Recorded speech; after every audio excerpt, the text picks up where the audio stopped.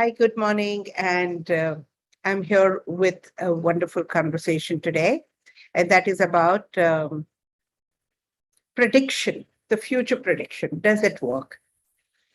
I often, a lot of people ask me this that how does the future prediction work? And do you really need to trust that prediction? Uh, how helpful is it? And trust all of us. We need sometimes the support of predictions, especially when you're going through a tough time or to avoid tough time. We want to be prepared. We want to be in control. We want to know what's lined up for me so that you can start preparing for it even from now. Even if it is worse, being prepared is something that you would love to do.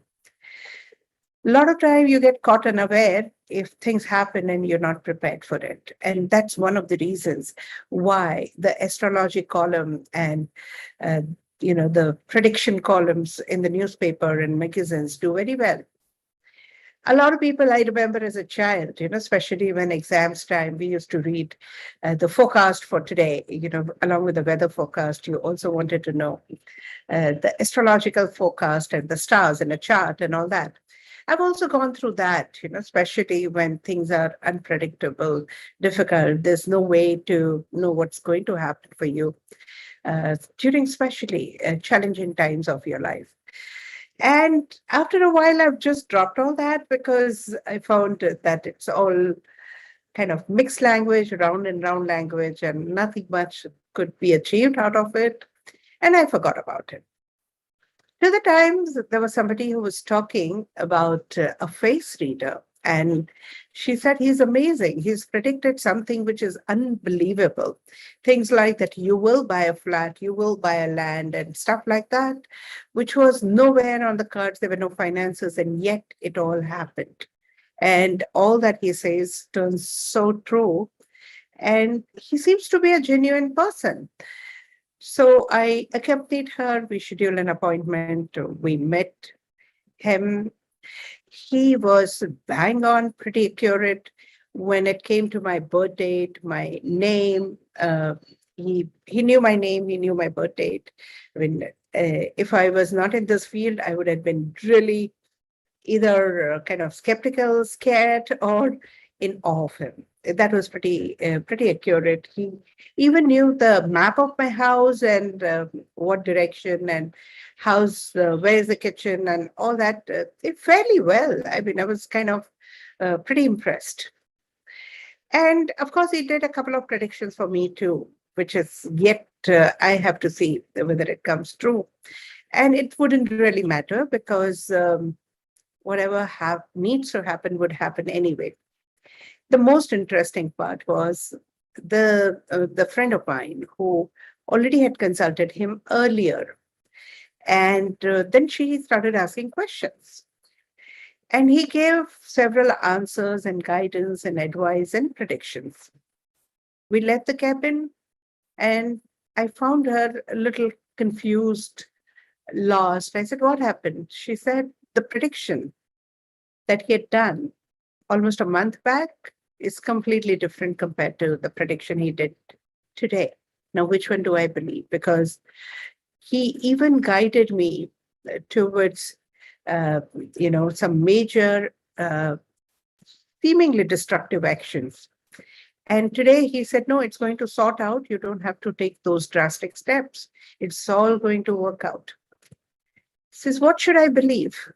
Should I take those drastic legal steps or should I wait for things to turn right for me? And it's pretty confusing for me. Well, it happens.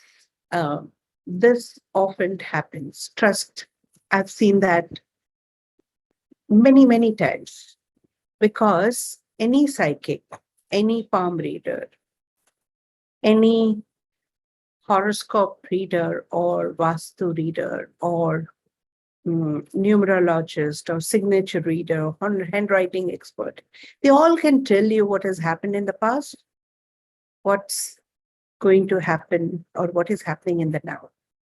However,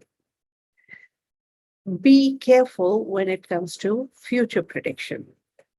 This lady, within a month, had gone through a very intense retreat with me and a lot of healing sessions and conversation with me. And her way of looking at life, her outlook, her belief system had changed drastically, radically, I would say. And based on her new belief system, the future took a new shape. Was the face reader wrong earlier? Perhaps he was right, based on her beliefs and her thinking process in that moment. Was he wrong after a month? Perhaps he was still right. He predicted based on her belief system in that moment. As you change your thoughts, your beliefs, your future changes and the predictions changes. Now, if you keep following the prediction that was made years back, it can be of a great disadvantage. I remember once upon a time, I used to do smoking cessation very successfully with hypnosis. And I thought I was an expert because that was my subject. And I used to teach that to people. However, there was one case I just could not help him. And it was really frustrating because he was serious. He was sincere. He followed all my instructions, but his body wouldn't support, his digestion would suffer a lot. And I could have those evidences of that digestive disorders. And in spite of that, he followed and he worked very hard to cooperate with the smoking cessation. And on the last day, then I admitted, I said, I'm sorry, I did my best. He said, I knew you wouldn't be able to help me. I said, how? Why? He said, there was an astrologer who had told me that you'll never be able to quit smoking. And I was kind of flabbergasted, kind of. Said, well, if you would have told me, I would have first worked with your belief. But anyway, it was too late. It was the time when I traveled for 25 days a month. And then, out of few days that I was in Mumbai, I worked with him and later I was not available. So anyway, I lost the, beautiful opportunity to help him quit smoking, but he lost it too, based on the predictions somebody had made years back. Now, was there a truth in it? Probably there was a truth based on what he was at the time. Prediction happened.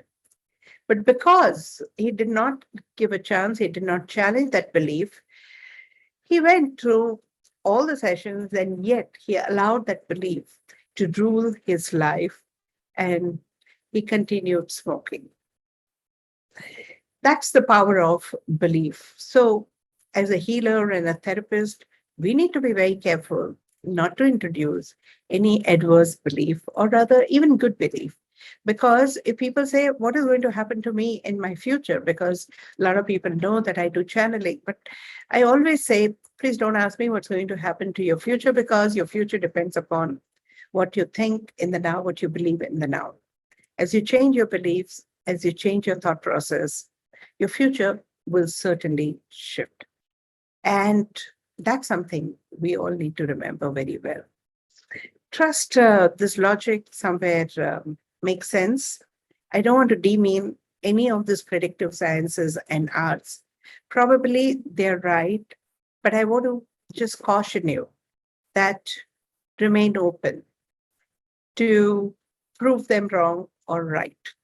It's completely up to you. Of course, there would be some planetary positions which can favor your actions and which can retard the results. However, if you have very strong thought process, if you have very strong beliefs, you can sail through rough patches and make the best out of the best patches of your life. Over to you guys. Any questions?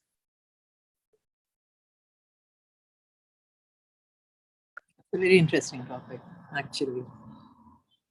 And this is so true. Like even today, I still go and look at the horoscope column in the newspaper. One of the first things, Yeah, though it's just time pass, but yeah, you just like to. yeah, it's hard to know. Yeah, I totally get that. Okay. So we will end the broadcast right now and suggest me good radical statements for this. Okay. I'll wait for the group statements and I'll wait for your suggestions. And it would be interesting. I want your feedback and I will open up the group for the discussion. It would be interesting to continue this conversation because it's so important to all of us. Yeah. The beliefs that we have created, generated, borrowed, and allowed us to work on us and how we can make the best out of it, right? Have a great day. Thank you.